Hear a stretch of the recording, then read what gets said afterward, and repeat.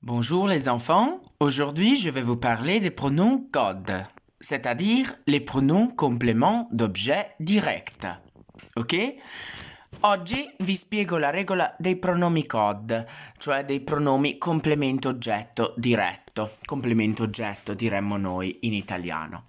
E diciamo che si tratta di pronomi abbastanza facili da utilizzare e anche piuttosto riconoscibili nel loro aspetto.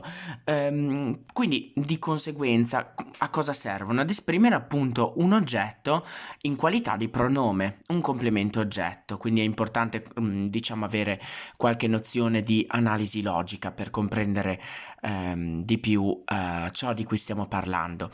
Allora, l'aspetto dei pronomi complemento oggetto diretto in francese è il seguente: me, M', te, T', le, la, L'apostrofe, che come potete vedere ricalcano esattamente gli articoli determinativi, quindi les articles définis, nous, vous e les. Quindi le tre forme delle terze persone singolari e la terza plurale ricordano esattamente le, la, l'apostrofe e le, vedete, gli articoli determinativi, quindi bisogna stare attenti a non confonderli. Vediamo quindi qualche esempio per capire meglio di cosa si tratta. Tu m'aimes fort. Il t'appelle souvent.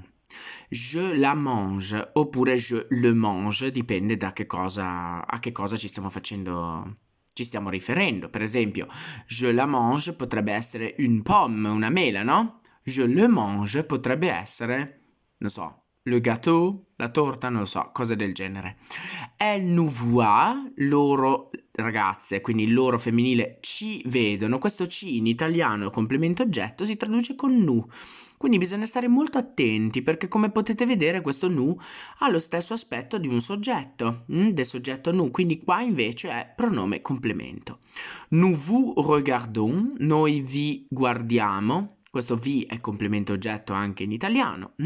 E je les vois sortir. Io li vedo oppure le vedo uscire.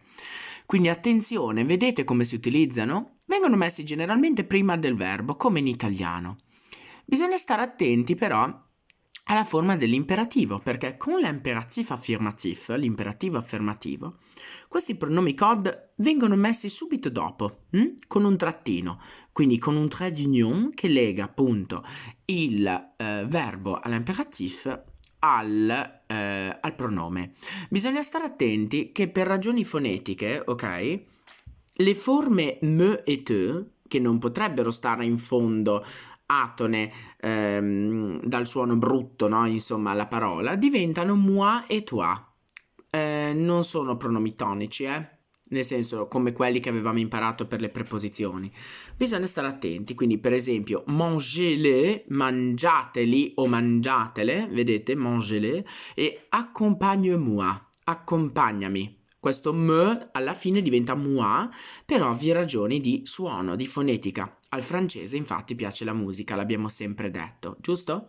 Attenzione che i pronomi code con un infinito, questo l'abbiamo già trovato in alcune occasioni, anche in classe, i pronomi code con l'infinito vanno messi prima, diversamente dall'italiano, in cui invece questi pronomi complemento oggetto vengono posposti, cioè messi alla fine dell'infinito. Per esempio una frase come bisogna ritrovarlo, questo ritrovarlo, lo, viene messo in fondo al verbo all'infinito in italiano. In francese invece va messo prima dell'infinito. Il faut le retrouver, occorre ritrovarlo, vedete?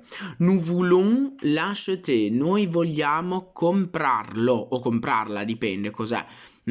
Quindi elle doit te voir, lei deve vederti, questo vederti diventa te voir in francese, quindi state attenti alla posizione. Et donc, je crois que j'ai été complet, penso di essere stato il più possibile completo. In realtà ci sarebbero molte cose da dire in più, ma questa ovviamente è la base della regola, c'est la base comme d'habitude. Si vous avez d'autres questions et quelques doutes, écrivez-moi quand vous voulez. Scrivetemi quando volete per ogni dubbio, per ogni chiarimento, d'accordo? Grazie.